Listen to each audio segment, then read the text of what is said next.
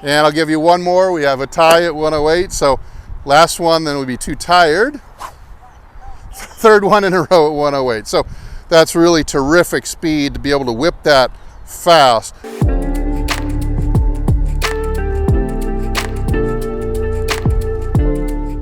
Let me use this as my indicator here.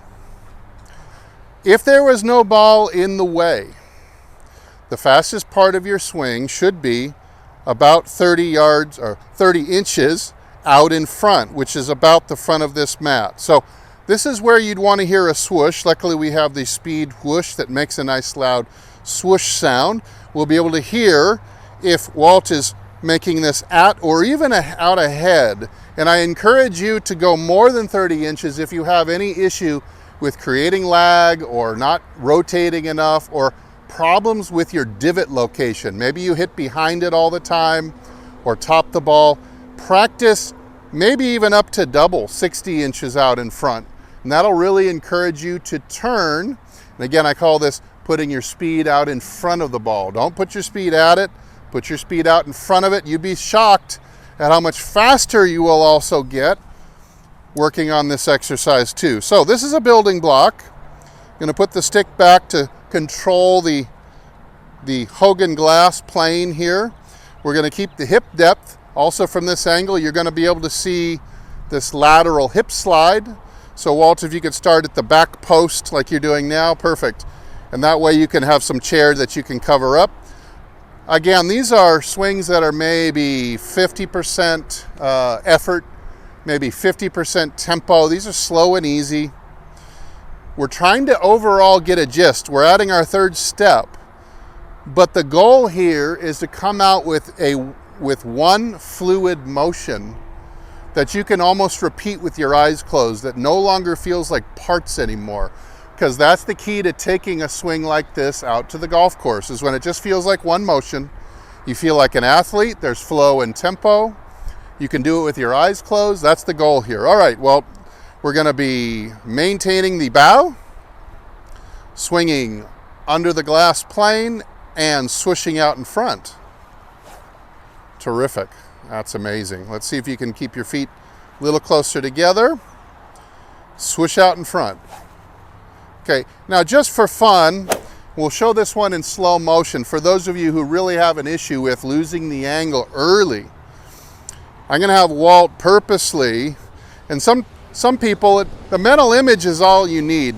For some of my students, I give them the mental image that they're at a birthday party and they're 10 years old again, and they're gonna whack a piñata. So where's the piñata? That's your mental image, is just you're gonna turn and you're gonna whack the piñata with the stick. Let's put the swoosh, we're gonna put the piñata right about here, which is both further ahead and around the corner to the left. And we're gonna show you this in slow motion. You're gonna see how much lag Walt can get way out in front. Terrific. Now let's do one with just a little bit more speed, narrower feet. At the end of the swing, or at the transition, he's gonna be covering that up. So just like that. Now you're at the right post with some exposed chair. Okay, we're gonna put the swoosh way out in front with a little more speed. Wind it up and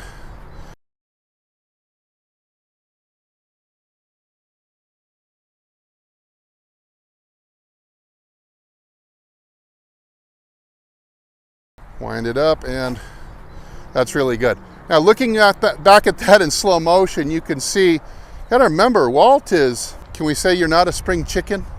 Is that 76? Yeah, I'm not sure. Are you 76 yet? Yeah. You turned, okay, so Walt's turned 76, and yet you're seeing tempo, balance, rhythm.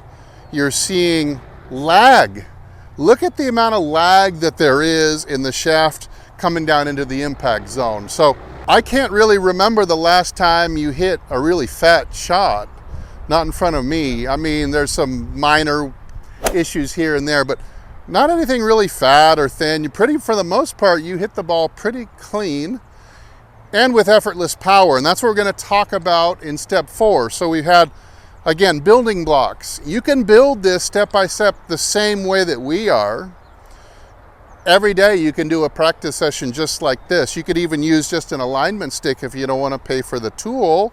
This has probably cost you already have one of these. You can use this to hear your swoosh sound.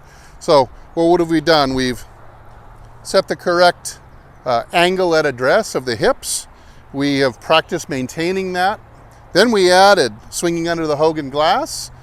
Then we added swooshing out in front and getting the speed out in front. And the last thing we're going to do is we're just going to simply practice building speed with these first three concepts. All right, so a lot of you need something like this. If you ever want to get your speed up, you're going to need to measure it. So this is a RIP radar.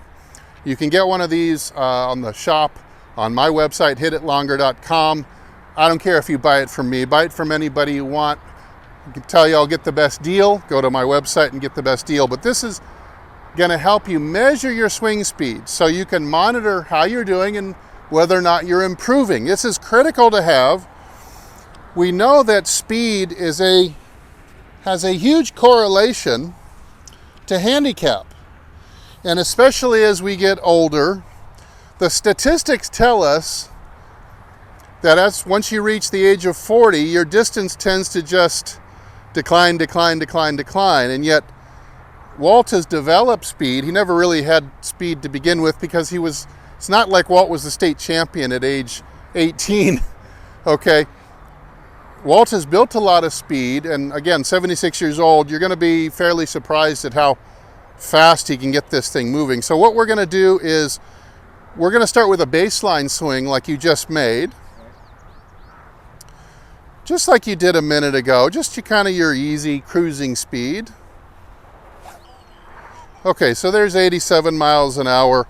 Now, of course, this stick is light, and it swings about 20% faster, but I remember the other day, and I don't know, I'm not going to press Walt to set his record today, but Walt actually swung this tool 122 miles per hour. So that would be his driver well over 100 miles an hour, and that's pretty darn good distance. If we can turn that into distance, we're talking about 270, 280, maybe even 290 yards if you could actually connect at maximum speed. But all we're trying to do right now, and what you should do at home, is start your first swing with just your normal golf course tempo and power. And now I want you to see if you can beat it by a couple miles an hour. So just slowly reach the next rung on the ladder. Okay, well, of course, he had to show off and jump up much faster. So went from 87 to 101. And now we're going to do 3 more, and you're going to see if you can just keep bumping it up a little faster. Okay, 104. Now it's starting to be a tougher act to follow. Go narrow. Narrow feet, narrow feet. Big wind up. There's 108. All right, and I'll tell you what, just for your own health, I'll take the stick away on this last one. We can break that rule a little bit, and we're going to go for more than 108. So big backswing, and I'll give you one more. We have a tie at 108, so last one, then we'll be too tired. Third one in a row at 108. So that's really terrific speed to be able to whip that fast. The shaft go and kick back at the right time to give you the most speed. It helps you train the tools, this tool and the radar, super critical, especially if you don't currently have any speed now. Let's say you're under 220 yards per drive. To have these tools, I highly recommend getting them. You're going to get a lot of distance quick.